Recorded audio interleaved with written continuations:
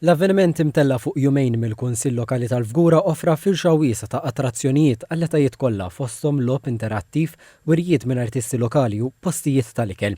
Il-qofol ta' ċelebrazzjonijiet intlaħaq il-ħadd fil-għaxija bil-kxif tal-akbar raġel tal-gingerbread li qatt tinħadem f'Malta. Din il-kisba kulinarja kienet titlob xejn inqas minn 290 kg ta' ħaġina u 150 kg ta' ġelu. Il-ħolqien tal-Gingerbread Man kien jinvolvi ġimgħat sħaħ ta' preparazzjoni u kollaborazzjoni u ġibet l-attenzjoni u kliem ta' tifħir minn dawk li attendew.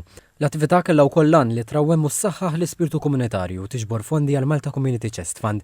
Is-Sindku Clayton Kaskun Portelli tkellem dwar l-importanza tal-għaqda u ta' ħajr lil volontira għad-dedikazzjoni tagħhom. Ħassejna sens ta' għaqda, importanza fil-lokalità li jkollok dik it-tip ta' għaqda bejn l-għaqdiet u l-Kunsill Lokali sabiex tagħmel attivitajiet bħal dawn. Fost il-mistednin kien hemm Mario Fava, President tal-Assoċjazzjoni tal-Kunsilli Lokali, u Paul Farrugia, President tar-Reġjun tal-Port.